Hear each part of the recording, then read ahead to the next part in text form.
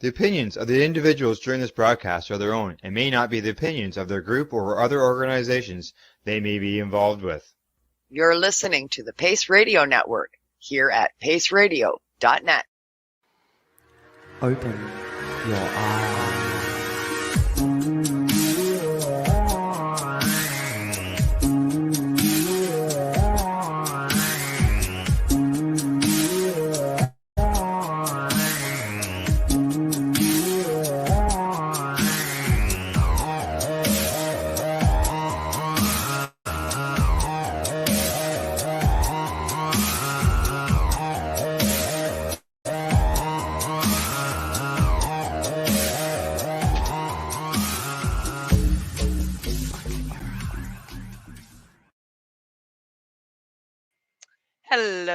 Hello, everyone, and welcome to Open Your Eye on today, Tuesday, January the 11th, our maiden show for the year. And I am joined, as always, with my joint host, lovely, the one and only, Miss Cindy Howell. How's it going, Cindy? Hi, Kim. How are you? I'm good. And of course, you are watching Open Your Eye here on the Pace Radio Network, the first video podcast focused on the use of psychedelics as a medicine, and the very first video podcast that launched them all here on the network as we transferred from radio to video.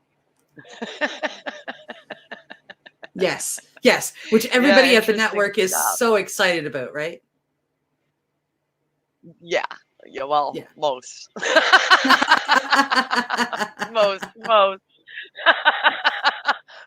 For most shows. We still have one straggler at the network, one and only, the namesake of our network, the talk show, The Pace Radio Show, is the last holdout to transfer into the world of video podcasting, and they remain audio only on the network's audio channels. But we're slowly, hopefully, moving in that direction to bring that show on board as well. We had our one and only show last week for our year in review in the Pace Radio's time slot to try that out, and it was a lot of fun. How was your break? We had 3 weeks off. How was it? Fantastic. I had a great time. I had a fall, so I've been fighting back issues, but besides that, it was a pretty fantastic fantastic break. What about you? I had a good time. We had a couple of glitches with generators and power failures, and a couple of little mini emergencies. Life off grid when you live in the middle of nowhere with no amenities, and there's just me and the old man, literally the old man. We're both getting up there in years, and it gets a little harder every year to maintain this kind of a lifestyle, but we're doing it, and it keeps you busy, keeps you hopping. It sure does. Oh my gosh. Yeah, but you're doing it. You guys are doing everything by yourselves. You're building everything by yourselves. And that's just epically amazing, right? Yeah.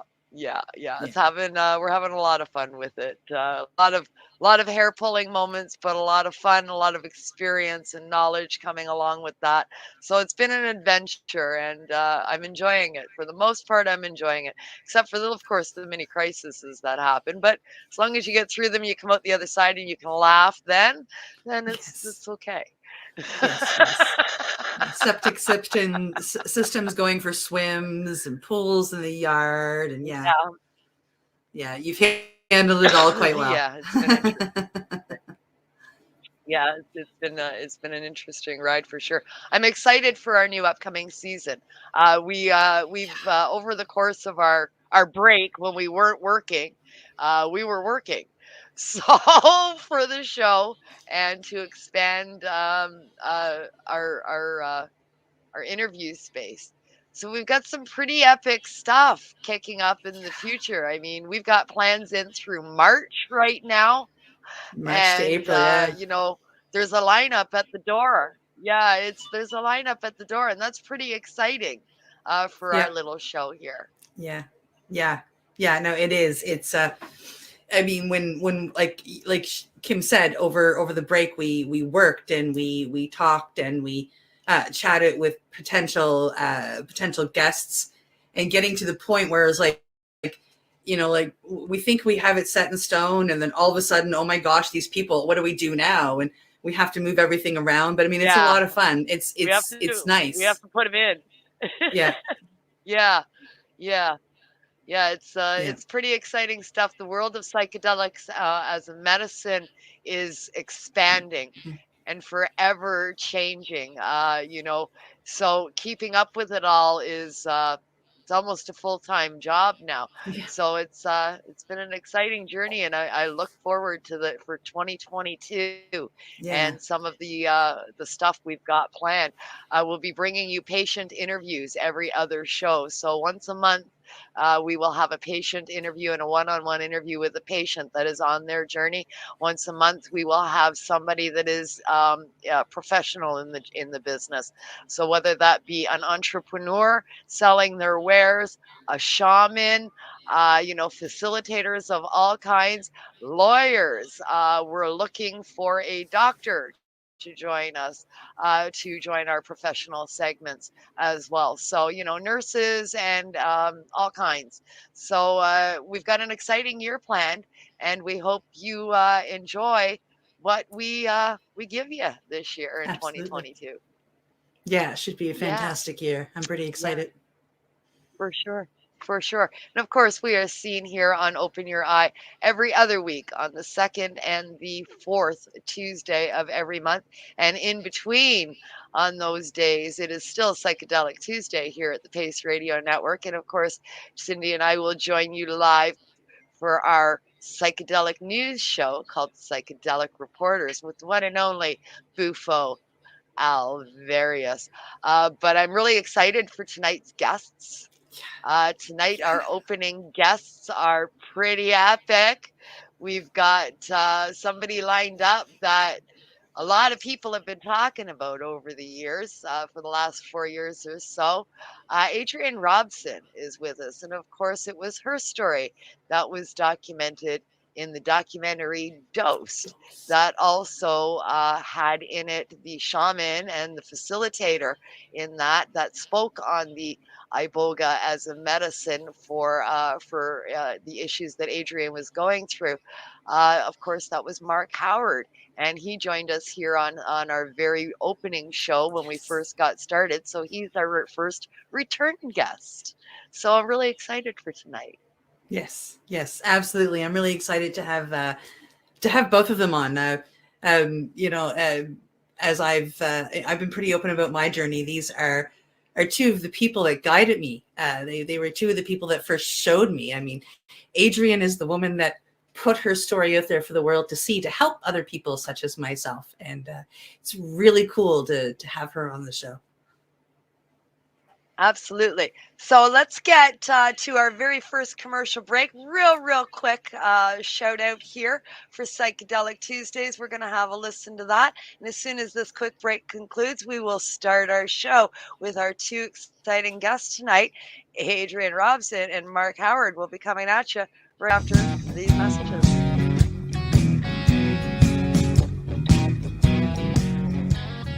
Next week on Psychedelic Tuesdays here on Pace Radio. Tune in at 7 p.m. Eastern Time for the Psychedelic Reporters. Bufo Alvarius is scouring the newswires for stories being reported in mainstream media on the psychedelic front, passing them on to joint host Cindy Howell and me, Kim Cooper, so we can bring them to you, our listeners, in this 60-minute video news podcast. Join us on Psychedelic Tuesdays each week at 7 p.m. Eastern Time for all your news and information from the world of psychedelic medicine. Hey, man. Psychedelic Tuesdays at 7 p.m. here on paceradio.net.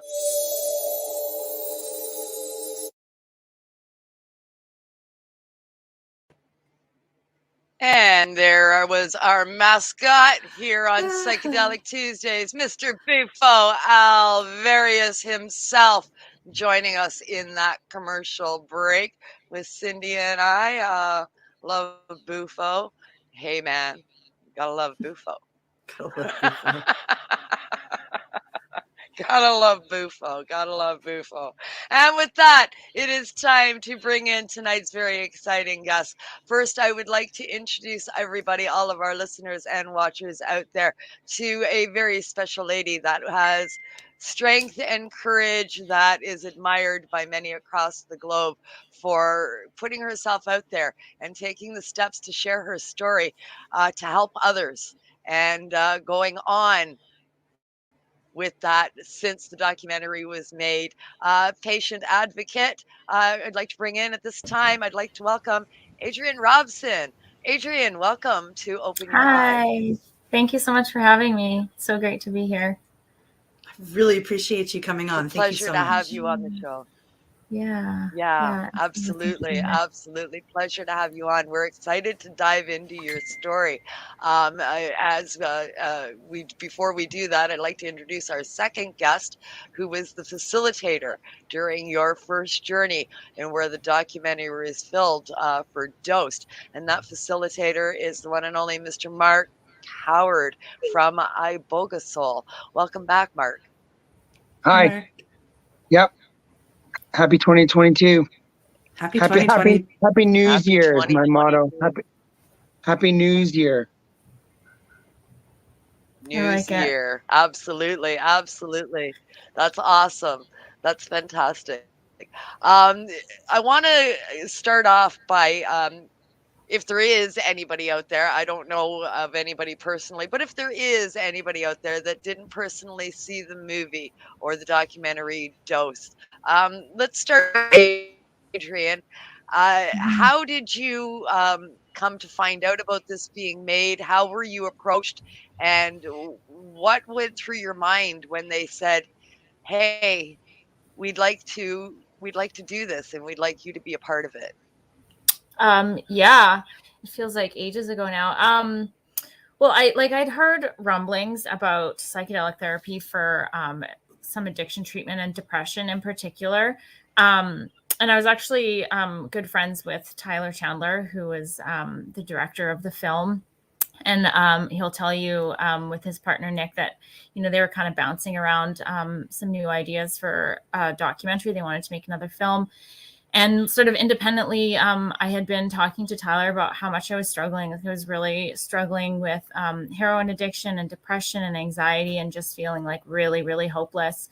And I had been talking to Tyler, and he had recently tried psychedelics. He'd never had no experience with it. Neither had I with anything. We knew very little. And he just kind of asked me like, "Hey, have you ever thought about trying psychedelics?" And I was, funnily enough, I just heard about it a few places. And I had just reached out to somebody. There was supposed to be a clinical trial happening in Vancouver. And I had reached out to one of the researchers because I heard it on the radio about, maybe being a part of a study. Because at this point, I was just so desperate. I'd been to treatments. I feel like I had tried everything. And, Tyler suggested hey, maybe, that's something you could try and maybe we could document it. And I just thought I'm 100% wanting to try that. So yeah, I don't know how much you want me to go into the whole thing now, but we just sort of started, Tyler mostly did so much research and reached out to people and eventually got in touch with Mark and and then we just started on this journey. And I know a number of times, we weren't sure if we were going to continue or what was going to happen. There was obviously no plan. It just sort of evolved really organically, and the rest is history. And then Meant to be. It was meant to be. It was very serendipitous. The way it all worked out. It was really, really amazing. Yeah.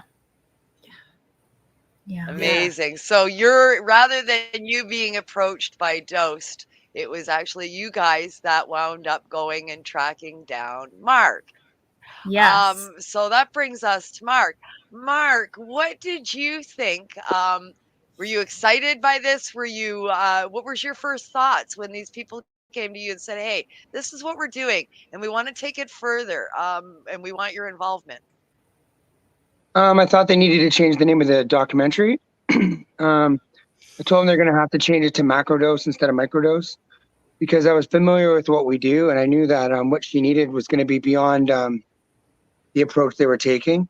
At the time, I was actually pretty heavily involved with sort of working with people, so I was excited. Actually, I was like, it was kind of like, a really exciting time in my life to have the opportunity. I remember thinking, to get the message out to people, to be able to spread that. I felt like, I don't know, like if you guys look back at when you're a kid, maybe like look either your birthday or let's try Christmas, and when you're really young and you kind of wake up and you walk down the stairs and you look under the tree and you get that excitement, seeing all the presents under the tree, or like being a little kid and just like your friends are there and you go in the back porch and it's sunny and you're so innocent. It's so nice.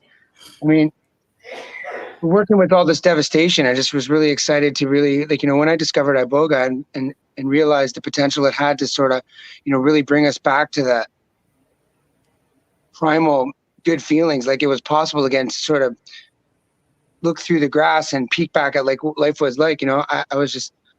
I was amazed that this could happen. So I was just so excited to be able to like, share this. And then on the other hand was like the reality of the seriousness of all this. But I was at that point fairly confident. When Adrianne came in, it was like, I mean, I would happen to be at the turn of what I would say, like, you look back in time where heroin turned to fentanyl. And so a lot of the detoxes that I had been doing previously up to that point, like, a lot of them were involved with real actual heroin. So they were difficult, a lot of long nights and screaming and, long drawn out things, but the medicine had a ability to take it, pull it away and, return to calmness a little easier. Once we got into this crazy stuff, like Adrianne was, she was kind of at, I would say if you tracked it back to the timelines at the beginning of where, the street drugs started really becoming infused with chemicals that were not natural. Not saying heroin's natural, but opium is a more natural basis compared to benzodiazepines and fentanyl.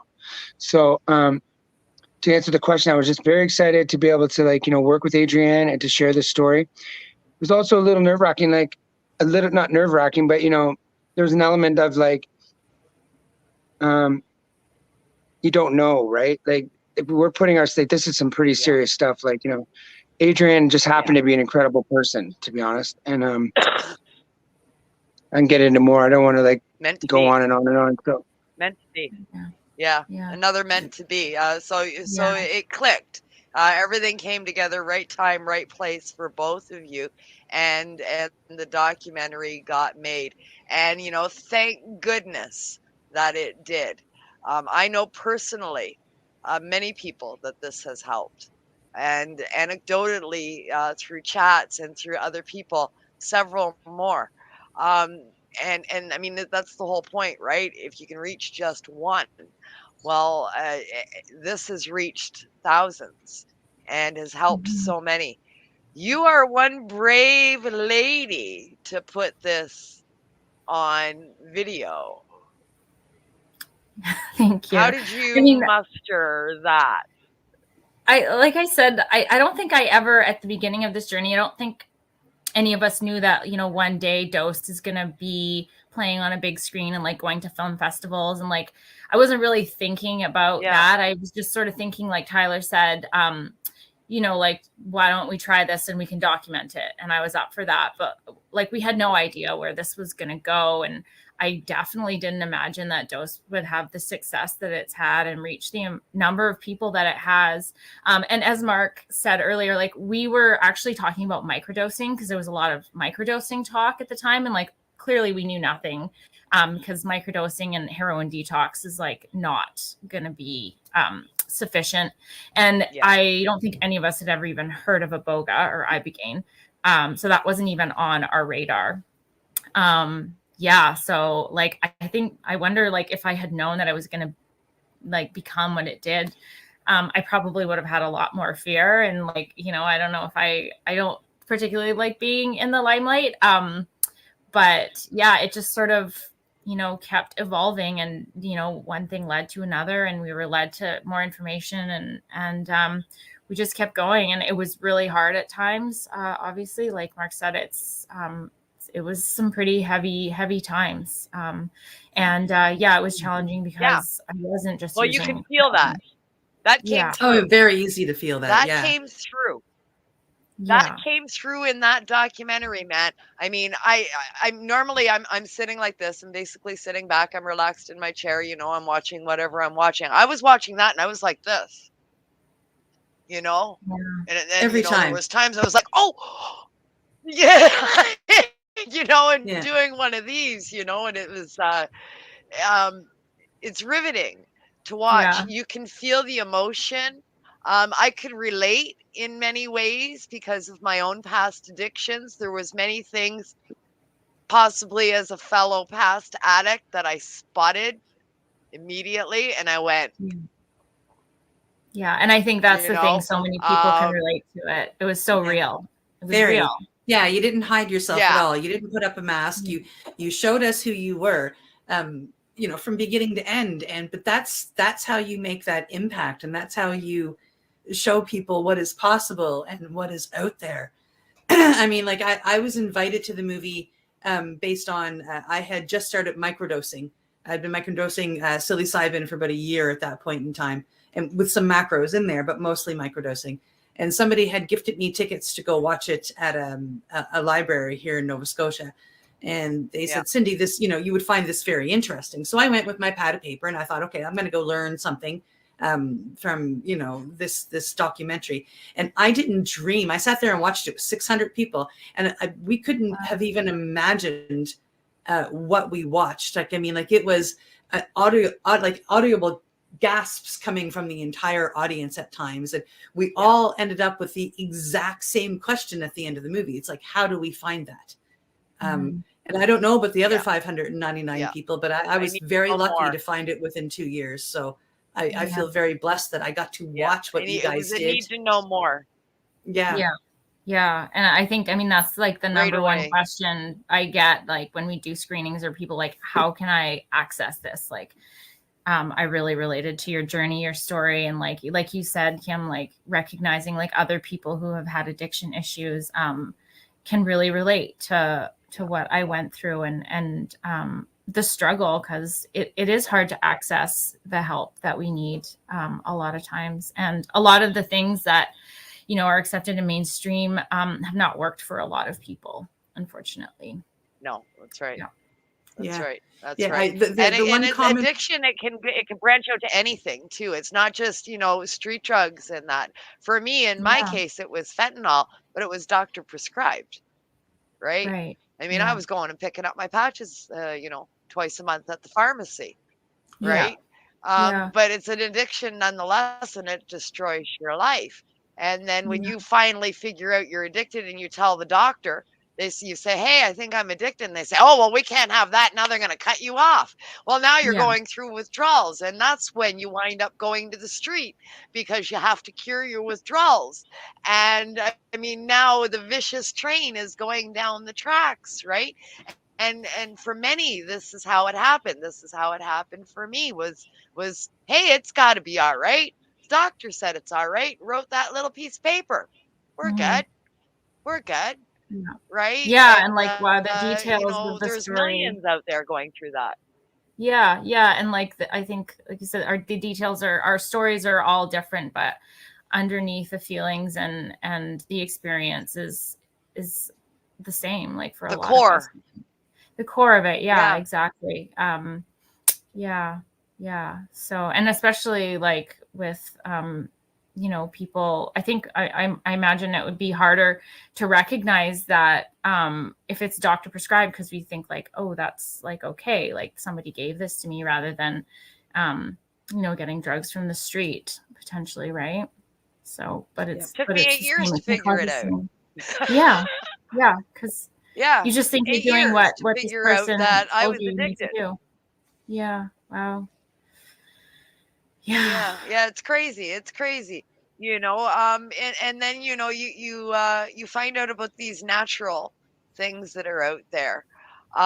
There's been advancements, not necessarily with Iboga or Ibogaine, but in the psilocybin space as of recently, just a few days ago, Health Canada authorized use of psilocybin as an authorized medicine now. They're supposed to be able to process applications within 48 hours rather than weeks, making patients wait. And that was just announced a few days ago. So there That's through is the special access advancements program, right? going on. Yeah. Yeah.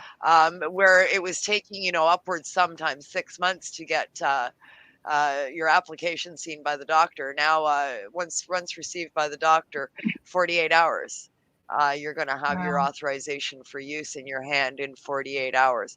So, I mean, that's a huge step forward in the psychedelic space. And we're seeing these kind of strides being made, I think, largely in part due to people like yourself that are speaking up and telling their story. I mean, Dosed was huge. Mark, of course, was part of a few other documentaries that Cindy and I have also enjoyed over time. But Dosed opened the door for many of those other documentaries to be sought out and found because it resonated with so many people. Do you get approached on a regular basis? It does seem like Dose kind of, because it's just all over the place now. Like this, like so much has happened since we started filming, just especially in Canada, but in other places too. And it does seem like it's really opened up a conversation. And I get approached by people that I would have never thought would be interested in, you know, psychedelics now. Like it's just becoming so much more accepted and so much less stigmatized. I mean, definitely when I go to psychedelic events or within the community, like people know who I am and they've seen the movie. I have had a few instances where I've just been out in public or like at work and somebody has recognized me, which is really strange. But I often have people reaching out to me through social media or, you know, other people in recovery that are aware of my story asking like, letting me know how powerful and helpful me sharing my story was, which means so much to me because, you know, like I didn't know this was all gonna play out the way it did. But as we went along, I thought, you know, I started to think about how important it was that I share my story and, you know, if this worked and the benefit that I was getting from, you know, psychedelics, like that I needed to share that with other people. And yeah, it's so meaningful and powerful to me to hear from other people how much Dose has affected them. So yeah. That's fantastic. I want to dive right in and ask you about what you've been doing since, but I want to keep that for our second segment. Okay. I'm going to throw Mark back up in here for a quick sec. We got some background now on Adrianne. I'd like to go further in with you a little bit before we dive into Adrianne's story further. Mark, this wasn't the first or the only documentary that you've been involved with. Which one was first? Was it MicrodoseMe was first, or was that, have I got the order wrong? So the name of Dosed was MicrodoseMe to begin with, and then we changed. It got changed to Dosed. So this was the original one. Okay. This was my first on camera. And then the second one was the Psychedelic Frontier. Yeah. With the veteran, and then the third one, I don't even know if people have seen it yet, and I only have a very small part in that one. It's called The World on Drugs. There's a lot of people in that one. It's only 20. That's the third one. Yeah, I don't know if people have seen that yet, but I just have a little snippet of it. It's like it's cool little like 10 seconds or something. But I mean, the really difficult ones were these two. These are I'm driven to like, you know, just like it's super difficult and putting everything on the line like this. Like, I mean, this is stressful stuff, man. Like to be on camera filming this type of stuff, like you're putting everything on the line. This is no joke. And I think that's what resonates with people. Why I like it so much is because there's, you know, since Adrianne, there's 11 people that I've given Iboga to that are dead. And it's all from fentanyl. It's 11 people. You know, Adrianne's probably met some of them, probably knows some of them.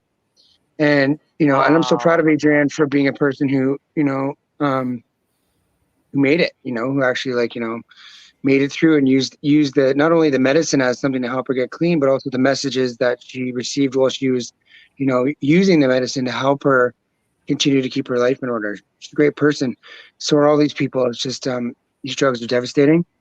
So one of the best things that have come from the documentaries and which which, were some of the biggest factors that drove me to push through them, was to be able to, like, not to these days, to have an informational piece of media material to give to someone to sit down and watch. I'm anywhere. I'm just in Mexico last week, and I have an addict knocking on my door over there. Like, it doesn't matter. And I say, the first thing now I say to them is like, listen, go watch Dosed. Go watch Dosed. Then I'll talk to you afterwards. Just go watch Dosed first. Psychedelic Frontier, that's a bit, that was intense. So, and that's another one that, has exploded. It's at like, I don't know, 1.3 million views on YouTube now as of recently, kind of like comments from around the world. It's really good, these things. I mean, we're not famous or anything crazy like that, but it's just so nice to know that, we were able to reach people and resonate. Like, it's the truth that resonates with people. Like, this was made for the people who are struggling. This wasn't made for big pharma to come in. Well, actually, I was hoping, I would say I was a really, like, maybe they would see the benefit of this. Oh my God, someone's going to recognize this and come swooping in and give us funding and do all this kind of stuff. But no, that never happened. But what it did do is, it's exactly what you guys were just talking about. Like, when you're watching it, because people recognize the truth within it, and there's actually the codes of healing, like, are shown. What Adrianne went through was real. What I was talking to her, and the way I was trained, and is real. And that's how the medicine does it, and it got people like, Kim, to go to recognize something like this and bring it on her show. You know what I mean? Cindy to go to do the medicine, who I was watching from the back scenes while that was happening, talking to Patrick and Gareth and all that, like, just paying attention to all this kind of stuff. So, it's really great. The Dose was the first one. And like I said, it was just that it blew up. It was kind of like, it did a wild thing. And, what it was before the first premiere, Adrianne, we did Iboga. Again, nobody really knows about that. Like, like, this medicine is good. It was a year later. It was almost exactly a year later that we did that, which was like 2 or 3 years ago now. Almost 3 years. Yeah. It's a great tool, and I feel like, really proud of us for what we were able to accomplish, and to get it out there to, more than one people. Like, there's been so many people that have seen it, and it's tough. I would, almost getting my life. I want to see something happen. Like, it's hard to, even after this, then what? You guys had a great question. Then what? Now what? Then now what? We got hit with this pandemic. Like, holy, everybody's like, addicts get pushed to the bottom of the table over here. Like, you know what I mean? There's more deaths from overdose than COVID, I think, to be honest. So. Oh, for sure. But if you just quickly, I'll snip this up. Like, I was just going to say, like, when the internet first came out, people didn't even know there was an internet. All they knew there was Gmail. And it wasn't until like a few years later, till another application came out, do they realize the real benefit of what was underneath the email was the internet. And it wasn't like till like 20 years later, till your grandmother was actually using email. Do you know what I mean? So it's new. We're fresh out of the gates with it, and getting that word around. Think of all the people now that have, like, altered their life in a positive direction or changed course in what they're learning, and all these things are coming into play, So these seeds have been planted. We're really stoked, and I'm super proud of Adrianne and her cool glasses. For it really needs to be noted here. I was just thinking about the other day because you taught me the term. You can't just throw the dirty water out, the baby out with the bathwater.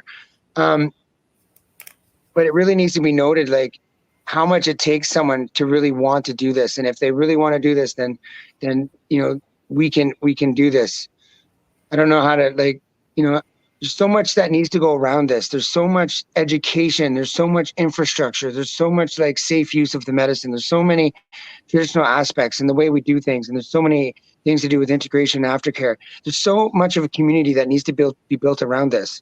And I think back to the original question, that's why this documentary was so important. And I hope that, there's more that comes out, right? And the more we even, this show right now touches one more person to go do this, change the course, because there is options out there, and they should be, highly exploited. It just seems like there's almost like,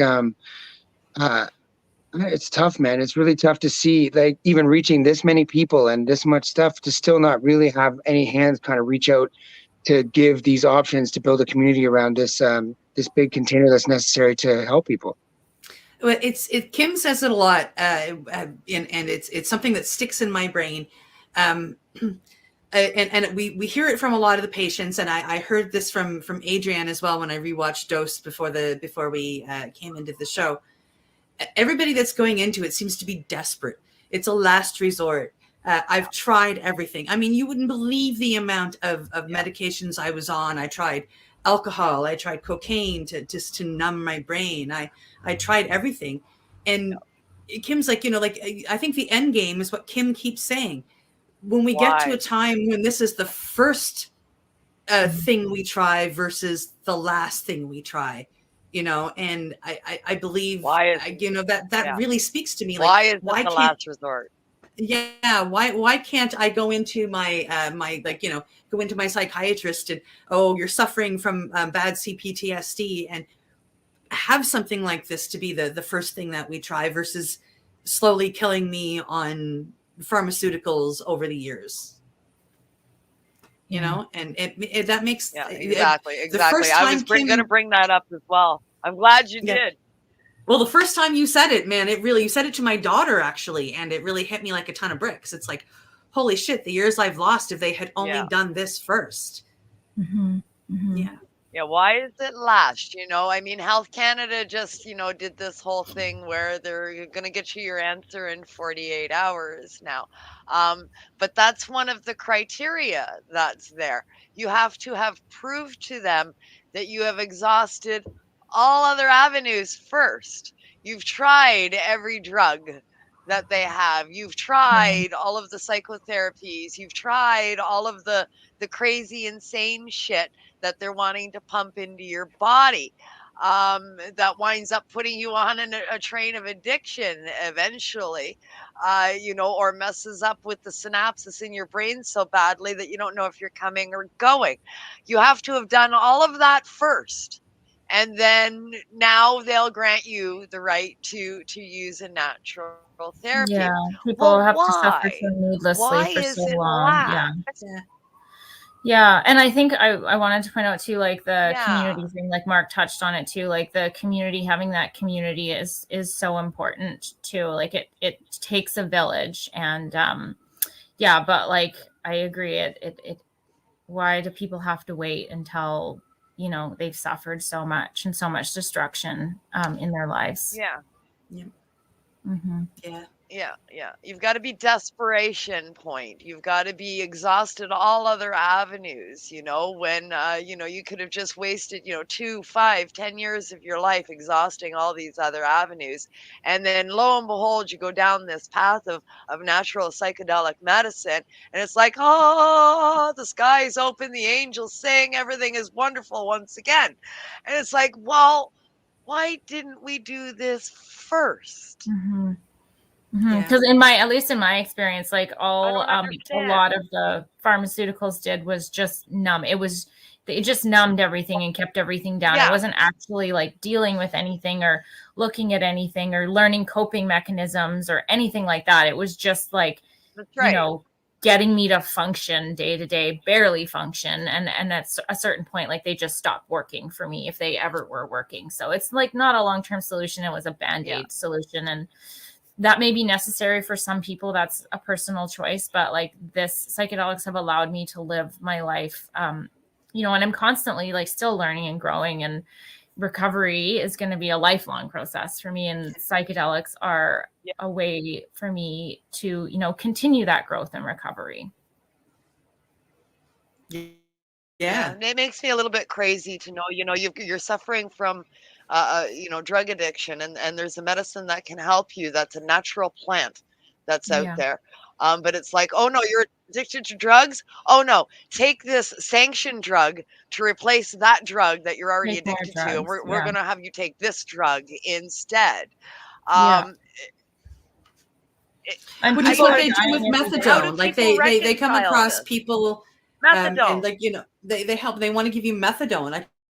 I lost a friend because he decided he needed to get off methadone. He decided he was going to take that adventure, and he did it the wrong way, and it killed him because the doctors wanted to up it and he wanted to get off of it. Yeah, I Wow. struggled to have doctors, get me off methadone. Like I would explain to them that this wasn't something that I wanted to do anymore, and it wasn't like a long-term solution for me. And yeah, they kept wanting to increase my dose, not help me get off it. And They resist.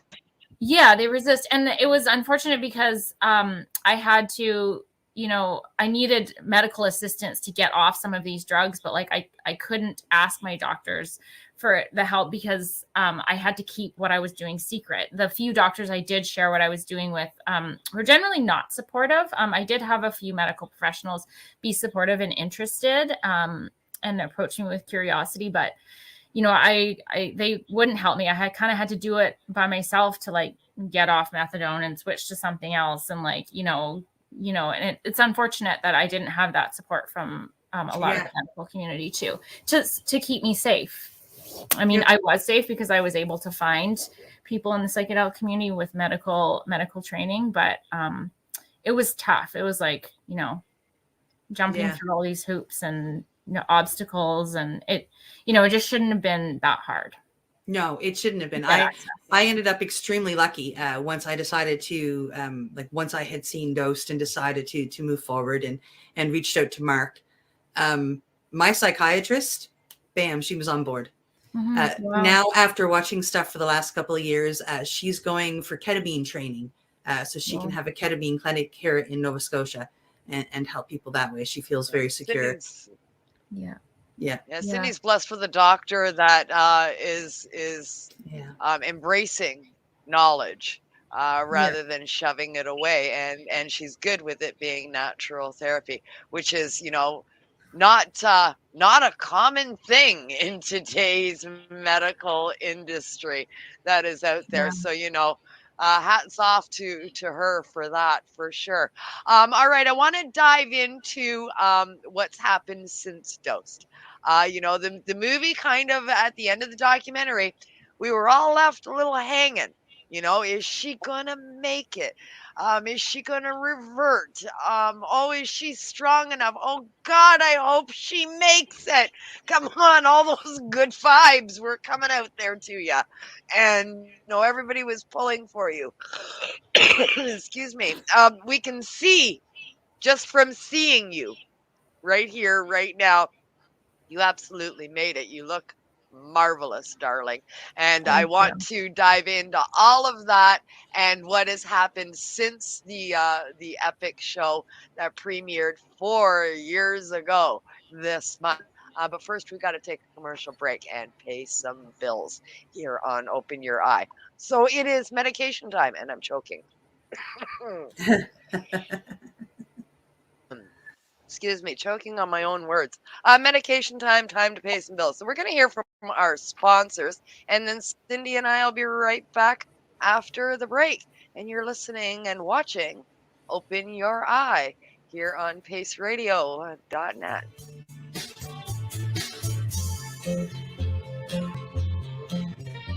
Next week on Psychedelic Tuesdays here on Pace Radio. Tune in at 7 p.m. Eastern Time for the Psychedelic Reporters.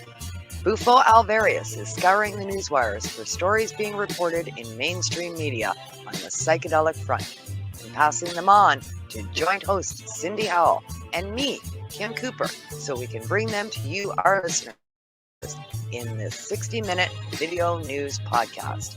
Join us on Psychedelic Tuesdays each week at 7 p.m. Eastern Time for all your news and information from the world of psychedelic medicine. Hey, man. Psychedelic Tuesdays at 7 p.m. here on paceradio.net. You're listening to the Pace Radio Network here at paceradio.net.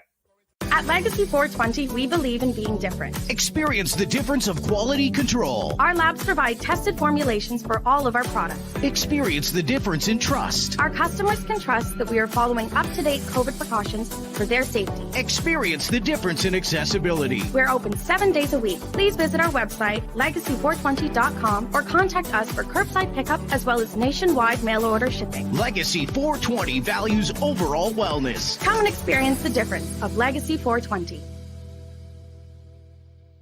Did you know that the Pace Radio Network isn't just a radio network? That's right, because most, but not all of our programming is now done via video and is then podcasted at paceradio.net. So if you want to watch our programming, you'll find us on the Pace Radio Network's Facebook page, plus the show's own page, and you'll find us live on the network's YouTube channel. And don't forget, you can find it all, video and audio, at paceradio.net. Enjoy the buzz of legalization with Campbellford Lifestyle Shop. From lights to plant nutrients, books, consumption accessories, and more, we've got all your basics to grow or consume cannabis. Visit our info center or take a look at our piercing services and body jewelry, now available in-store through Campbellford Lifestyle Shop, 17 Bridge Street West, Campbellford. The People Advocating Cannabis Education Radio Network, found at paceradio.net, provides its listeners with news, information, and a place to be heard. This is done through our 5 weekly live video and audio broadcasts that cover cannabis and psychedelic news, plus those we interview. We get started Monday at 10 a.m. Eastern with the Reefer Reporters. Then at 9 p.m. we are live with Canada Quebec. Tuesday brings you Open Your Eye or the Psychedelic Reporters at 7 p.m. Wednesday at 8, we are live with the Pace Radio Show. But we're not done yet, because on Thursday, the Reefer Reporters return with another Reefer Report. Meanwhile, once a month, Thursdays bring you the Grassroots Advocate, the Pace Radio Network's audio magazine. All these shows, plus more, are found right here on paceradio.net. A doctor's job is to relieve your pains. And when it comes to growing cannabis, the biggest pain is trimming. Let Dr. Buck Cannabis Trimming Solutions take the pain away. Whether you're a home grower or a commercial operation, we have the cure. From 4 plants to 400 plants, garden size doesn't matter. Dr. Buck Cannabis Trimming Solutions comes to you with years of experience and professional discreet service. It's simple. We trim your weed and we do a damn good job. Visit drbuckcts.com to book your trimming. What is the People Advocating Cannabis Education Radio Network? It's a network of people advocating cannabis education. CP operates a medicinal cannabis signing clinic. If you want to grow your own medicinal cannabis and are located anywhere in Canada, then I'd like to suggest that you give them a call. They can be reached at 1-613-967-9888. That's 1-613-967-9888. And grow on with CP. Who has huge buds? You do, if you shop at BMA Hydroponics. Attend one of BMA's educational seminars and learn the secrets of growing, harvesting, processing, and consuming quality cannabis and cannabis products. Learn how to make better extracts, edibles, and medicinal creams at prices you can afford. Visit BMA Hydroponics at 404 Maitland Drive, Belleville, or call 613-967-9888. The only way to go. We are People Advocating Cannabis Education here at paceradio.net. And we're back from our medication session once again. And of course, you are tuned in here to Open Your Eye on the Pace Radio Network at paceradio.net. And yeah, we're live as we always are. But that's this much of a little bit of a fib. We're live while we record this week. Tonight's guest wasn't available in our usual time slot, so we pre-recorded this one just a little bit early. We will pass on any questions during the live show to our guests and get answers for you through the apps that we are available on. And with that, let's bring our guest back in, shaman and facilitator, Mr. Mark Howard, and of course, the subject of the movie Dosed and the documentary Dosed, Miss Adrianne Robson. Welcome back, guys. I hope you enjoyed our little commercial segments there. Yeah, lots of cannabis news on our shows. Yes. Yeah. It's how it lots started. Of cannabis ads. Yeah. It's really cool that you have a new show. I'm definitely going to check that out. I didn't know that you did the new show. So yeah. Cool. Yeah, we cover mainstream media news. There's a lot being discussed in mainstream media these days, and the scientific journals Wow. and that kind of thing, studies, Yeah. entrepreneurs getting in on the scene. Anything, if it makes one of the newspaper, we're out there at that ticker every week, scouring the news wires, and pulling out anything that's psychedelic based and report on it a couple of times a month for our listeners and our followers out there. So it's pretty cool. Bufo Alvarius is part of that I like show. that. Yeah. Our little mascot. All right, so we covered Dosed. The backgrounds on you guys. Let's step forward since the doc was released. You talked a little bit about being approached and that kind of thing. I know for me and everybody else out there, for a very long time after seeing it, we were on the edges of our seat, as I said before the break, pushing out those good vibes to you, going, oh, come on, Adrianne, you got this, man, you got this. And, so hoping that it was all going to work. Look, I'm getting teary. We were invested in you, man. And obviously you've done well. Thank you. So That's tell so us nice. about what it's been like since then. Yeah.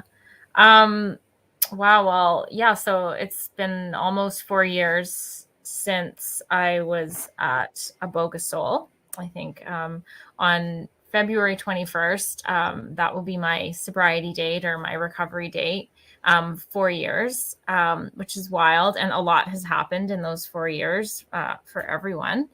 Yeah. So I can't even remember when the movie first premiered in a theater. It must have been in 2019 as well. In May. It was in May? In May, yeah. Of 2019. Okay. Yeah.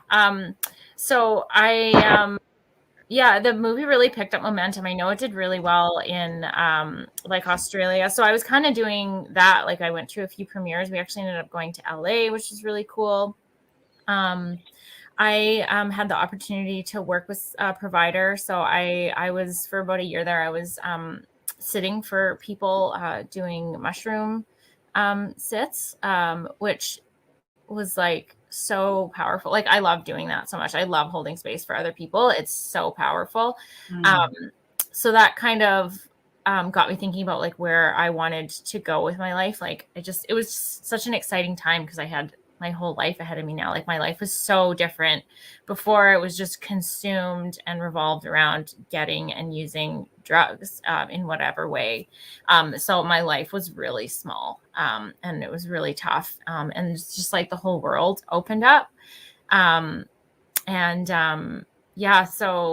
I got to do some cool stuff with the movie. Unfortunately, like it was supposed to start its like official worldwide premiere in New York. The film got like a distributor, I think, and in March of 2020. Obviously that didn't happen.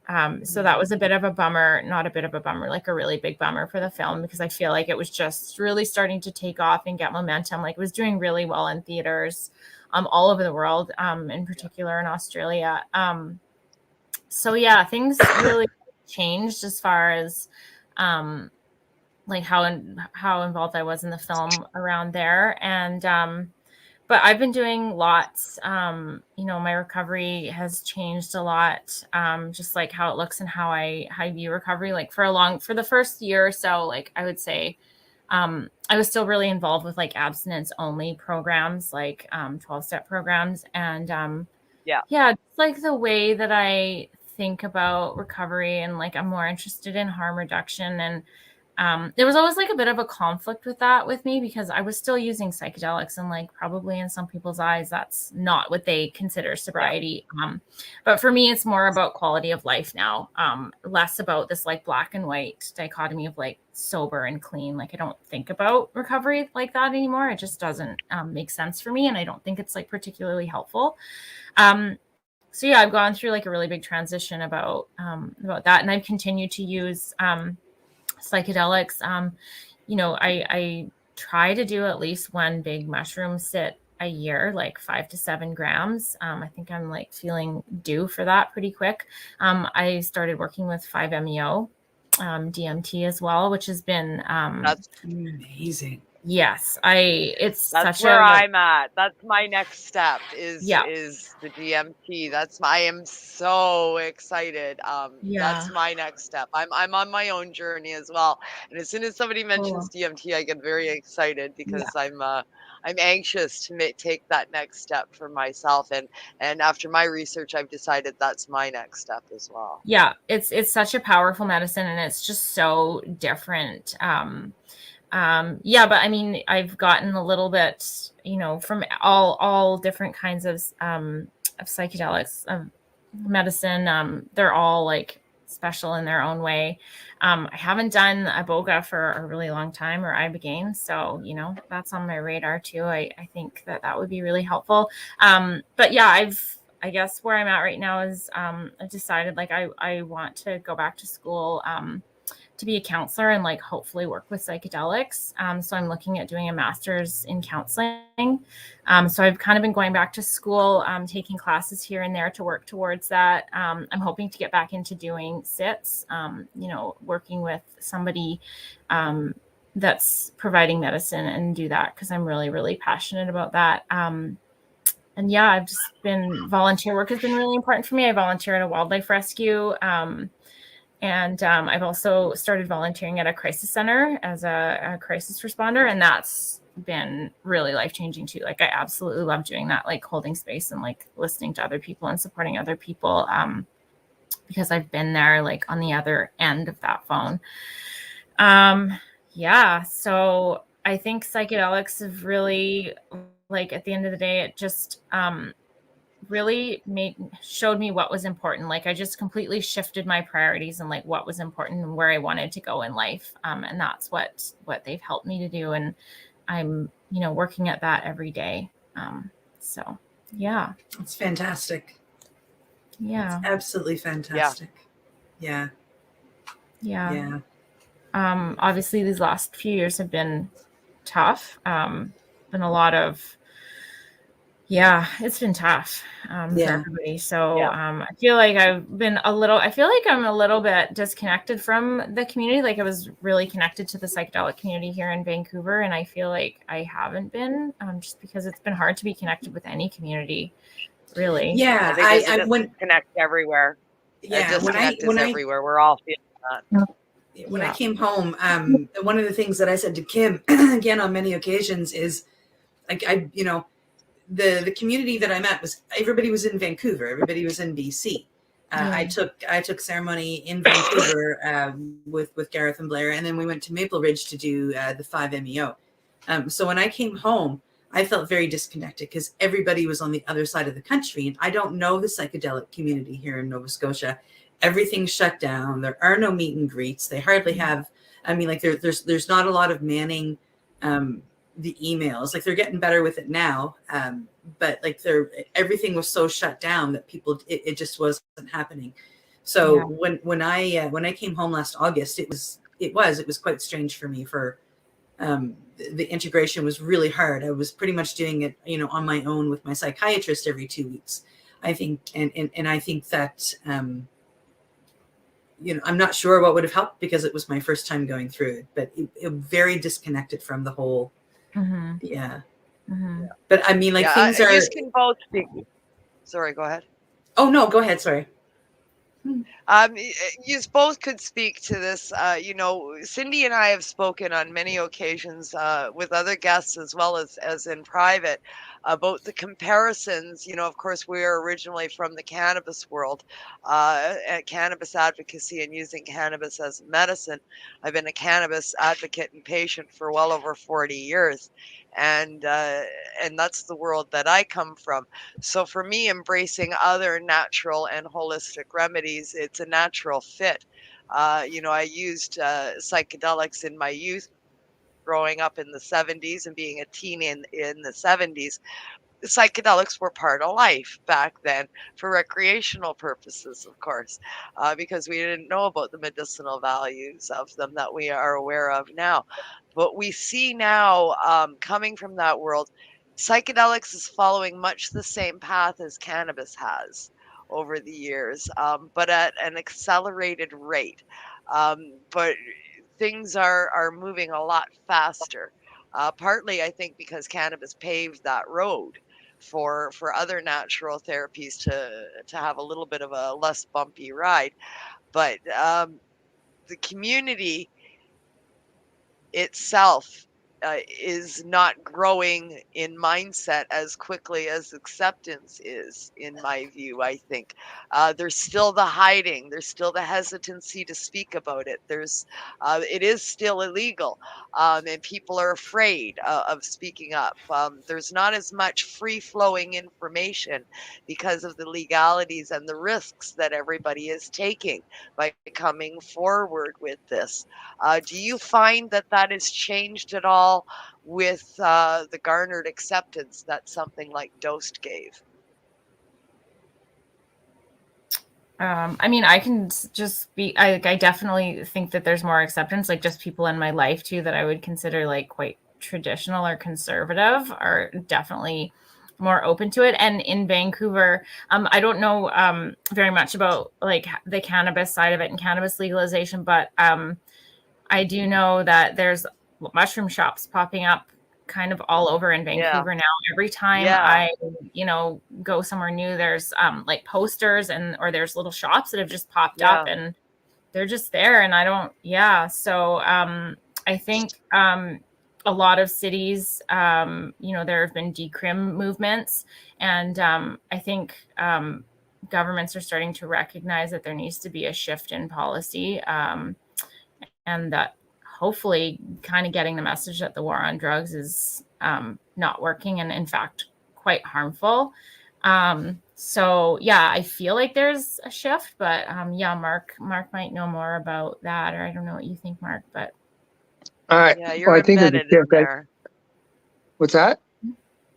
You're embedded in that community. So is there a shift in the mindset amongst, the original crew, so to speak, the original core that was, same as with cannabis, we were all used to being underground and quiet. You don't know what's there unless you know it's there, kind of thing.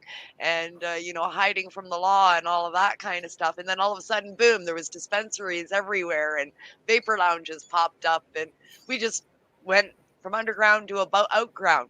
And it seems like that's what's happening with psychedelics right now. As Adrianne said, there's mushroom shops popping up in Vancouver and that. Are people opening up more? Are we not as hidden anymore?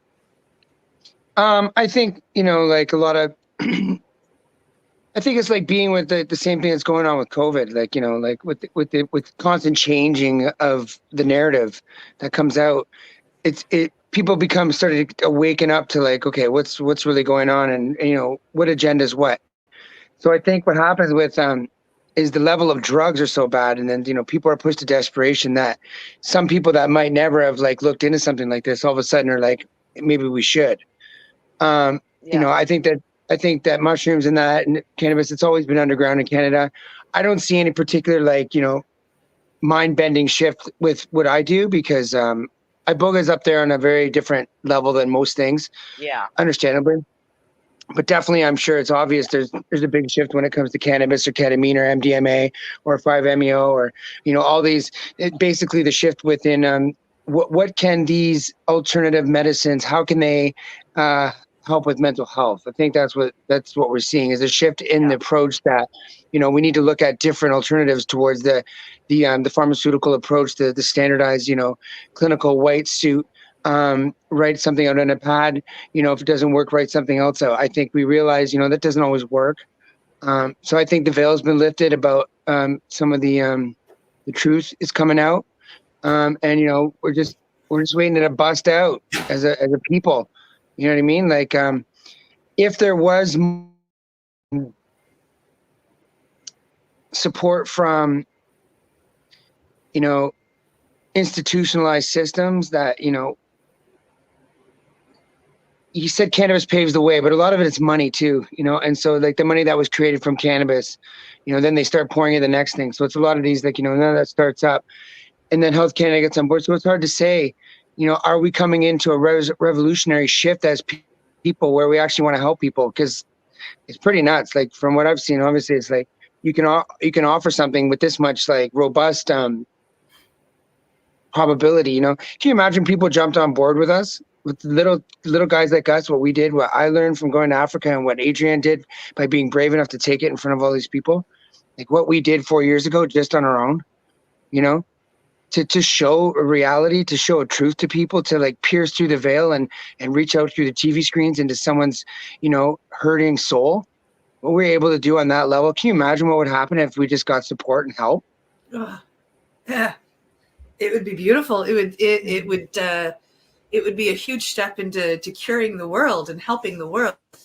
Yeah. So what is the real narrative? What do we want? What do people want? What is going on? You know, is it help they want, or is there more like, you know, and then this gets crazy. You know, we're crazy enough for coming out and speaking out like we did and like I do and like we have and like showing what we do. But, you know, it's just question what's the real narrative and what do we want as humans and what do we want as people?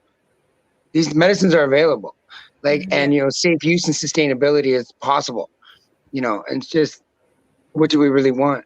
You know, and so especially, you know, it's wild. The last, like, we're on our way for it to go to the North American tour, and the last place it played was my hometown in a movie theater that was right beside the school that I went to when I grew up. I actually went there as a kid and sat in the projector room. So, you know, my family went to it, and it was right when COVID hit, and it was the last place that I played at. And so since that, you know, this thing is just like, you know, people don't care enough right now. Like, they're struggling for their own lives. You know, they're just trying to decide whether or not to get the vaccine, to, like, you know, send their kids to school. They're struggling, you know, struggling with masks, struggling with going out. Families are torn apart. People's ideals are ripped apart all over here. This, that, you know, like it's definitely been a time, you know, but what could happen from that is that fertile ground of desperation that is created could be enough to, like, you know, sprout these seeds of awakening that are going to come out. And then, you know, stuff like these options are here. We know that. I think what has happened is that for those who want it, it's available. And I think there's a greater need, just given everything that's happened over the last 2 years, there's a greater need for mental health resources, and like what the system that we do have in place is not enough. And it's, you know, it's overtaxed, and and also like the opioid crisis has been, or the drug poisoning crisis has just been exacerbated. And, you know, I think like in BC, that's 5 people a day die of overdose. So something has to shift, because like what we're doing it's not working. It's just getting much, much worse. And like Mark said, you know, a lot of people have died, needlessly. You know, it's heartbreaking. It's frustrating. It is. Yeah. It's a piss off, you know, it's a piss off. And it goes back to, you know, what Cindy has quoted me as saying many times, and I've been saying this forever. You know, why is it last resort? People are broken before they're allowed to do this. If this wasn't last resort, if it was frontline medicine, how many lives would be saved? Because they're not on the train of try this and it fails, and try this and it fails, and try this and it fails. After so many failures where you're already in a vulnerable state, no matter what the reason is, whether it's mental health or addiction or our current situation and circumstances, no matter what the trauma is that's going on, several failures in a row is enough to sink you. So why not try something that has a higher proven success rate as a first resort rather than a last resort? And I think the times we live in right now, microdosing for those that are even just, you know, minorly struggling to get through this can prevent you from winding up on that big snow hill going down fast. You know, microdosing and the use of psychedelics, I think right now is more important than ever. Yeah. There's so much potential, and yeah, like you said, it's needless suffering. Like, why do people have to? There's that idea in recovery sometimes that people have to hit bottom before they get sober or get into recovery, and I just don't think that that's necessary. I don't think you have to go all the way to the bottom and crash and burn. It's ridiculous. Yeah, no, I don't buy it. Yeah, I don't buy it. I don't buy that narrative either. That's No. not true. If they were offered something that's going to work, it's this roller coaster, try this that is going to fail because it's failed so many before you. And we're not a stupid species. We know these things going in. Yeah, I'll try it, but I doubt it's going to work. That's the mindset going in. And inevitably it doesn't work.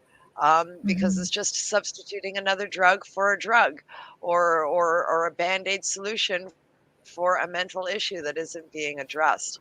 All of my experience with psychedelic medicines, yes, the psychedelics do a reset in your head. They do something in there and they make you see stuff from a different light and you're able to reconcile stuff. And this is across the board for all psychedelics. But I think the important factor is the facilitator, people like Mark, guiding you through that process and helping you evaluate what's happening and truly look at what you're being shown rather than burying it. And the facilitators that are out there like Mark that have learned about all of this can make all the difference in the world. Yeah. Yeah, it takes a combination, it takes a big combination. And, it amazes me, like I said, if we just get these pieces put together, we're going to see a lot of positive healing. Because, when you have someone who really wants it, and then you have someone who really wants to help, and then you have the proper medicines to be able to facilitate that union, we're going to see tremendous progress within the human civilization, where, you go from dying to living. Absolutely. Yeah. Absolutely. Yeah, it takes a tribe, right? I'm on that kick right now. Me and love my tribe. Hashtag love my tribe. And, and it takes a tribe, and every tribe has a spiritual guide. And, thank goodness for that. And I think like the really one of the things I love about psychedelic medicine is it's empowering. Like it's not other people that are healing you or curing you. It's like it's giving you the power to look inside yourself and have a shift in perspective and help yourself and make changes yourself. It's so much more empowering than having this idea of like someone else coming out and fixing you. Like that's not what's happening. It's you doing the work, and it's not changing you fundamentally as a person. It's still you. You're just finding the true you and really connecting with yourself. Because for me, like addiction was really disconnecting. Like I was disconnected and alienated from other people, but also from myself. And it's helped me to connect with myself and get to know myself and who I really am. And that's led me to be happier in life. I'm not trying to be somebody else. Or live this life that I feel like I needed to live or live up to expectations. That's something I still struggle with, like we all do, but it's really helped give me more focus and perspective on like what's important to me in this short time that I have here on earth. Beautiful. Yeah, 100%. Yeah, that's fantastic. 100%. Yeah. Yeah. We have to know who we are at our core, right? And accept who we are. Be okay with who we are, because that's who we are. So let's not try and be someone else, because wearing that mask, that costume, that gets heavy after a while. That's a lot to lug around, man. And eventually we all get tired, right? I was going to ask, now you've talked about, doing, sits and that with using psilocybin. You've been, your journey was with Iboga. You've had experience with several psychedelics over the time. We discussed a little bit about DMT when I got all giddy and excited. Whenever I hear the word DMT, I automatically start smiling. I can't help it. It just happens. It's like a reflex. Do you have one that you gravitate towards, just, to sort of keep your peace? Is there one in particular? Is there, explain what the differences are. Like, if when you need a reset, do you go to a different one? When you want calm, do you go to one? How does that process work for you? I mean, I think the one that I have used most when I feel like I need a reset is psilocybin.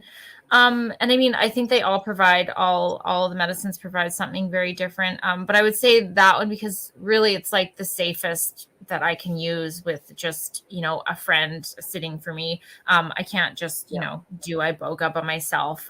It's, there's a lot more involved as far as like the safety profile of Iboga. With psilocybin, it's so much more, readily available and safe. And that's something I can just do when I'm feeling like I'm getting off track or I'm like losing focus. But I've been working more with 5-MeO DMT. That's also like, it seems like it's becoming more popular and more easily accessible. Again, not something that I would say that you should just do like by yourself randomly. Like it's definitely something you should know about a little bit and have at least have someone who knows what they're doing with that. I also don't think it's quite difficult to come by. It's definitely not, it's like I said, it's becoming more popular and well known, but I don't think it's always been so accessible to a lot of people. So they all just have their own, spirits and I think they're all super helpful. I've never tried MDMA therapy. I've kind of like, just because of my history with stimulants, and I would want to make sure that I use that in a really safe space. And have like really good intention. And just be sure what I'm doing and why I'm doing it. Yeah. And that's the new thing that we're learning, Cindy, about old ways of doing things compared, like recreational values, compared to looking at this as a medicine. Absolutely. One of the things we talked about was ketamine. Yeah. Yeah. Yeah. Yeah. And it your really environment makes a difference in context. Like it's psychedelics can be fun too. It can be something fun to just do with friends and like, but it really changes a lot, and it can just be a totally different experience when you go in with a medicinal intention or like a healing intention. Yeah. Absolutely. 100%. I've been, or Kim and I have actually both been lucky enough to watch somebody have an amazing reset when she went in with the intention for rec. It was a fun time amongst friends, and we got to witness a very beautiful reset. And it was very unexpected, came out of nowhere, and but it was a pretty amazing experience, and that's just coming from somebody from the outside. Yeah, I definitely hear a lot of stories about that too. Like when people tell me about their experience with psychedelics, a lot of times, that wasn't their intention going in, or they didn't necessarily know that there was something that they wanted to change or look at in their life. It just sort of happened. So that can happen too. It happens. Yeah. Mushrooms, I find that with mushrooms, you go into a situation with mushrooms and you have your intent. Oh, this is what I plan on for tonight. Mushrooms don't care about your plans. No, not that's at all. what I've come to the conclusion with, as they do not care about your plans. They're going to give you exactly what you need. You can think that you need something, but you might get something totally different. They can be unpredictable that way. It's always important to me to have someone like a sober sitter there for me personally, just because that can happen. It can be something totally unexpected. Something might come out that you weren't even expecting. And for me, it's so important to have someone there to just, sometimes just hold my hand through that. Well, we were lucky on our particular trip night with the Cindy night, as Cindy was talking about. We were lucky in the respect that Cindy had just returned from her Iboga.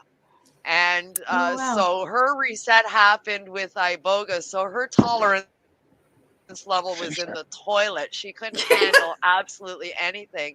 So Yeah. she did like this little minuscule dose of the mushrooms and still Took a got, bite of you know, somebody's. pretty stoned off of it, Yeah. right?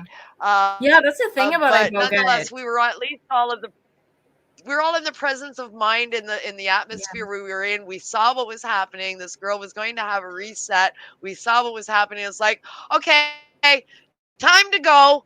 And all of us got up and we went and got Ubers and got the hell back to the Airbnb because we knew what was happening, right? It's like, okay, Yeah. well, the rest of us can finish tripping in the backyard, but she needs her room. So we got to go.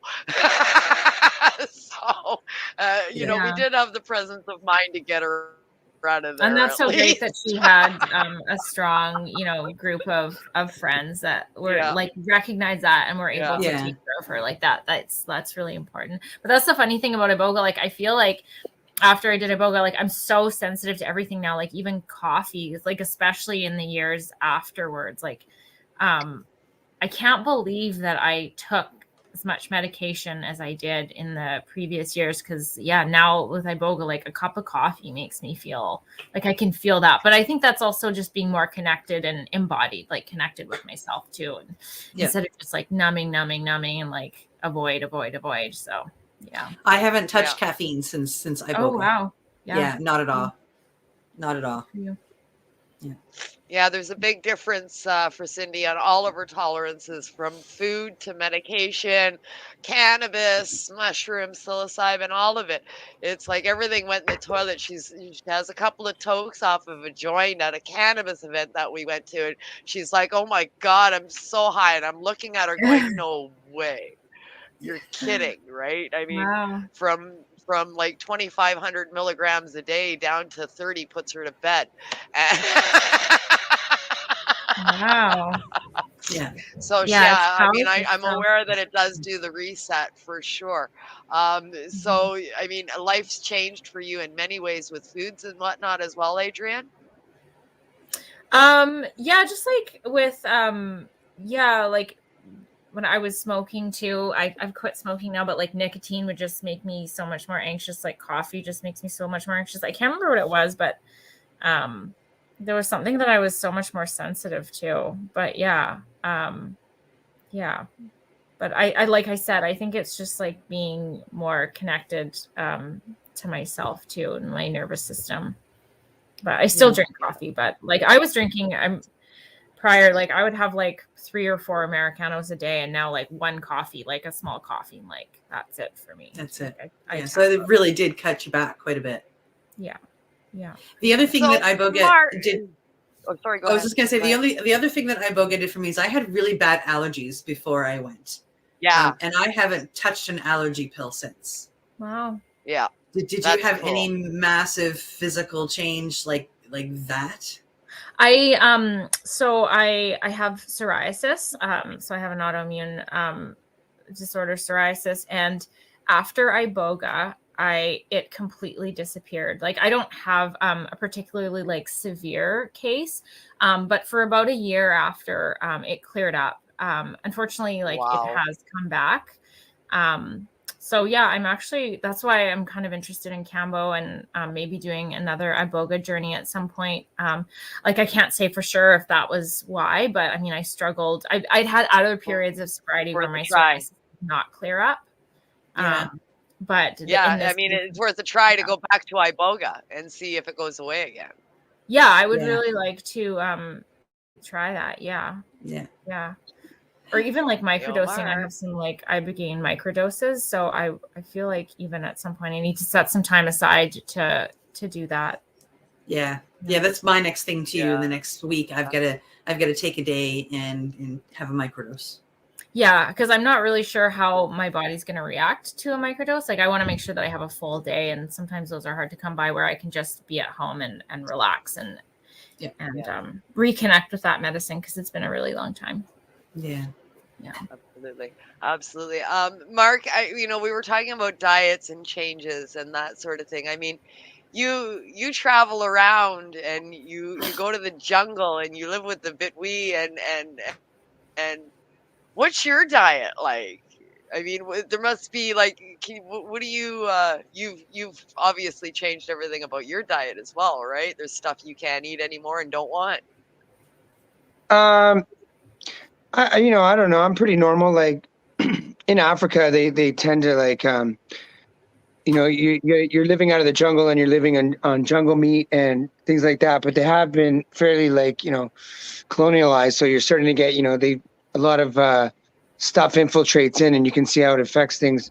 Personal diet though, like I think with the plant medicines, everything, it just increases your awareness towards, self-love and taking care of yourself. So, you learn that, like a lot of sugar isn't really that good. Wheat's not really that good. But I, just still sit down, still, learn to just kind of like,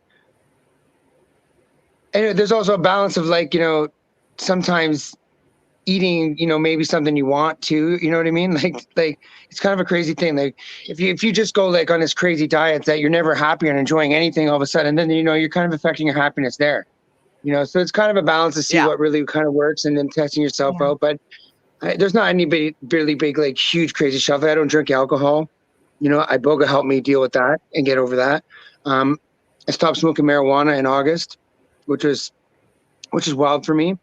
But I have a really big, like I'm going to Africa this summer, and it's my 5th time there, and it's going to be every time you go there, it's some sort of next level, but it's next level in the sense that, as you move forward in the traditions, just like anything, you bestow more responsibility and more, more ownership. So, just when I was working with people, like I would find, that I was, almost like, because I take the medicine when I work with people, and I was almost detoxing, and it was just not, Iboga is kind of a very like dominant figure. He's a very dominant spirit, female, male spirit that, doesn't like a lot of too many like surgeons in the room. You know what I mean? So I would always find it would kind of like detoxing with the marijuana a bit, and then also smoking through. I had to be a purist. I've come to like, just, really clear so that I can just like really use the medicine, because when I'm working with the medicine, I need to be like a super clear channel for the to be able to communicate with my soul really clearly. Do you know what I mean? And I'm not slagging marijuana or anything like that. I mean, like I'm a cannabis grower. It's my main gig. Other than Iboga, I'm transitioning out of that. I've been doing it for 25 years, growing quads. So I'm well versed. I understand it's a beautiful medicine, but it also is a very mental medicine. Do you know what I mean? And I do find too, like, I really advise people, especially coming away. Like I watched Cindy, you're with different people, different vibes, different things. That is what it is. But the two-toke thing you're talking about right there, because you cleared your vessel so out, you know what I mean? And that spirit goes in, and she's like, like the Iboga is a medicine for your mind, and that's one thing, I know Adrianne can attest to, because she had a lot of anxiety coming into this. And, that's the difficult thing about working with a drug detox, is that you actually have to go through the initial stages of taking that drug out of someone's body. They've been relying on that. Her whole system, I can remember that, Adrianne, I can remember a day where we were like driving in the car, and, like we're learning this too. And like when you strip some away of everything they were leaning on, I didn't know what to give her, right? Like we're experimenting. We actually used kratom for a bit. She needed something, and so I've even used marijuana oils, different things. We've tried it all, but I mean, the way Gareth does do drug detoxes and the step down like that, switching someone onto a safe supply, like say like a morphine, and then stepping them down slowly off of it, and he integrates different things into it. Some people it works for, some people it doesn't. But I think that everybody's different. Yeah. Everyone's different, and that reflects back to the beginning of this conversation of what you asked me, is the diet. It's a personal choice. So yes, my diet, I'm how I make sure I'm healthier. I like take my vitamins. I just came from Costa Rica and Mexico. I just got here. I've been 2 months. You know what I mean? I've been on the road, watching the water I drink, the food I eat. I pay attention. That comes with the awareness and the self-care. Like if you look at what's a name that drug addicts are given? Junkie. I swear you should see when you're doing drug detoxes, especially heroin or the fentanyl, the first thing that, they want to go, like, buy an astronomical bag of candy. You know what I mean? Or Well, McDonald's. the sugar consumption is wild. Like what I used to consume in sugar when I was on opiates was crazy. Yeah, craft dinner, McDonald's. The first thing they've got to do, let's go get some McDonald's. Let's go. It's just junk food. It's like that. They still haven't, they still need to not do good to their body for a little bit. This whole process about, like, where do you want to be? Walking out the back door as a child, looking into the backyard, and your friend just showed up. That feeling of complete freedom and happiness. You know what I mean? Whether or not it's in between trauma as a young child or no trauma or whatever, just we've all had that glimpse of life. You know what I mean? The happiness. You know what I mean? And it's difficult to, to really truly be happy if you're not taking care of yourself. Yeah. You know what I mean? Yeah. So self-love is, the best way to love yourself is to be yourself, and to respect yourself.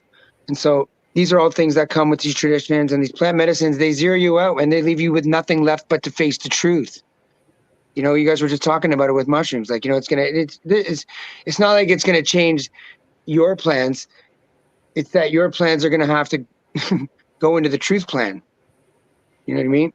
It's inevitable that you will be facing a true reality, and whether you're lined up into it, and that not only goes for spiritual health, it goes for mental health, it goes for physical health. So if you're going to, if you want to eat bad or eat something that's not healthy, I mean, you're going to have to deal with the repercussions of it. If you want to think about bad, negative thoughts, you know what I mean? You're going to have to deal with the negative repercussions of it.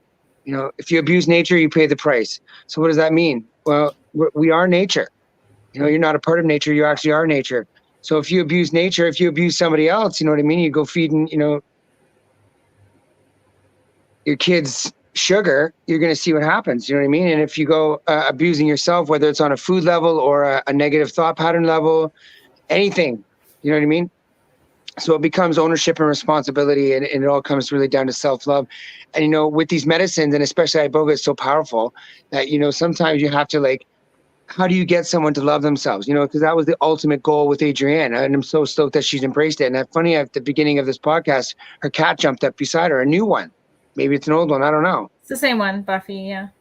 Yeah, Buffy, and you just lost the other one. But I think that cat right there that you saw, that was the channel that we were able to grab. Like, for some people, it's a child. For some people, I may, as crazy it is, you might get them to talk to a marijuana plant. Why do you love me so much? What am I doing for you? Like, how, you know what I mean? Like, it's whatever sort of tool is going to get that person to realize that they got to look after number one, and the soul is the goal. And so I think that health-orientated diet is something that is necessary to alter, change. The African diet might not be for you. They have short, curly hair, really tight skin. Their body fat's super low for most of them, But yeah, I think it's about discovering what's best for you and not being so hard on yourself. Yeah, absolutely. Cool. Very cool. Well, I'd like to thank both of you for joining us here tonight and discussing both of your journeys and opening some more eyes and opening some more doors to our listeners and our viewers out there. Final shout outs. Give you an opportunity to mention to people, how can they find you? Websites you want to shout out to, companies, entrepreneurship, whatever. The floor is yours. We'll start with Adrianne. Go ahead. Shout out to you. I mean, I don't have much of a social media presence or anything like that. Oh, what I should mention is I'm sure Nick and Tyler would be happy with me to bring this up. Dose 2 is coming. It's in the works. They're filming somebody else's journey. So I'm not going to share too much about what that's going to be. But yeah, if you want to follow like dosemovie.com, they have a social media presence. Check them out. And yeah, because their next project is like super It's really powerful. exciting. Yeah. It's really, really exciting. Lots of really cool stuff has happened. So keep an eye out for that. Yeah. Yeah. And thanks so much for having me. Awesome. It was so lovely to be here. It was so awesome to have you. Thank you. Thank you. Mark, shout outs to you. Yeah, if anybody wants to learn more info at IbogaSoul, I'm IbogaSoul. I've joined up with some amazing people like Chor Boogie and Elizabeth Bast. Elizabeth Bastoth is on there. We run retreats now in Costa Rica with Patrick and Michelle, actually. So Patrick, Michelle, like, and it's a really cool thing we want to work into. I just want to really say to anybody out there that is listening to this and deciding, it's really up to you. You got to really want this. Adrianne is an amazing example of someone like this wasn't easy. This system wasn't given to her. She's not some like white privileged kid who just got all the money paid for her to do this. This is something that she made the choice to do. She didn't have any different something given to her than anybody else. Like the only thing that's different about her than some other addicts that I've worked with is that she's alive right now. You can lead a horse to water, but you cannot make him drink. You can lead an addict to sobriety, but you cannot keep him clean. So it's, really up to them. And I just want to say how proud I am of you, Adrianne. This was unscripted and this is real. And I'm really happy to see where you are in your life. And thank you, women, Kim and Cindy, for embracing us and giving us the opportunity to share this message on your show. Thank you so much for that. Thank you, Mark. Blessing to both of you. It's been a fabulous journey following both of you and getting to know you on a personal level as well as a professional one through our shows. Cindy and I are big fans of both of you personally, as well as the projects that you've been involved with. Looking forward to the future for sure. Cindy, you got a shout out tonight? I just the only shout out I have really is just a huge thanks to Adrianne and Mark.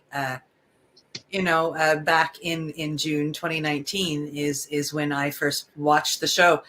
Dosed. I went to it expecting to learn more about psilocybin, and that's all I thought. And then all of a sudden there was Adrianne meeting up with Mark and taking Iboga, and life was changing, and I knew it was my calling. I knew I had to head there. And if the two of you hadn't taken the moment to show me this journey, I wouldn't have gone there, and I might not be here today. So thank you. Thank you so much for sharing that. Awesome.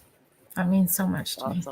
Keep going, and we're gonna have the opportunity to do Iboga at some point, Cindy. Absolutely, that's a goal. Absolutely. Yeah, let's all go to Costa Rica. That's the goal. Yeah, sure. or Africa in the summer.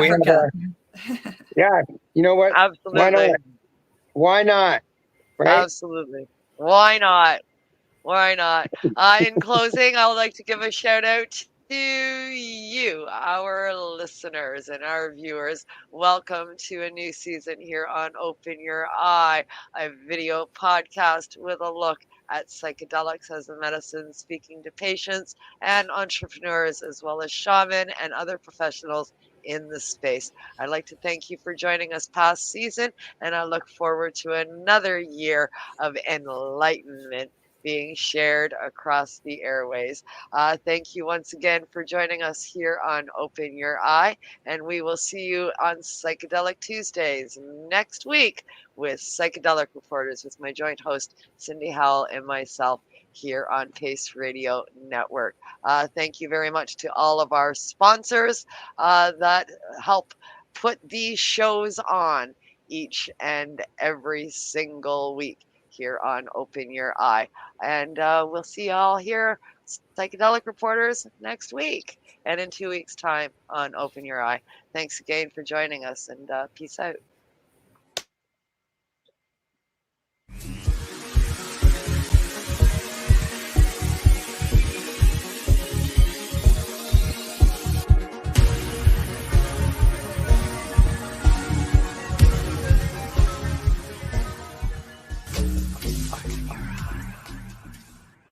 The opinions of the individuals during this broadcast are their own and may not be the opinions of their group or other organizations they may be involved with. You're listening to the Pace Radio Network here at paceradio.net.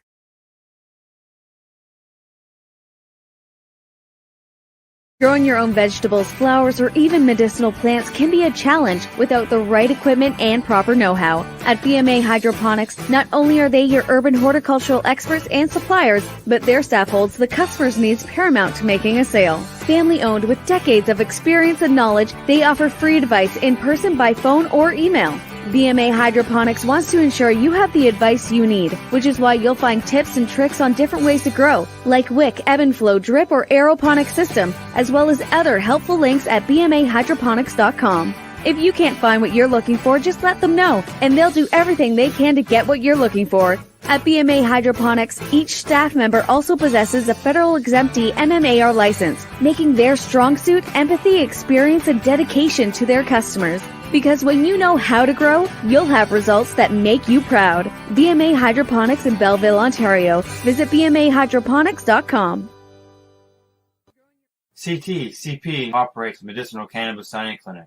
If you want to grow your own medicinal cannabis and are located anywhere in Canada, then I'd like to suggest that you give them a call. They can be reached at 1-613-967-9888. That's 1-613-967-9888. And grow on with CP. PACE Radio is the People Advocating Cannabis Education Radio Network.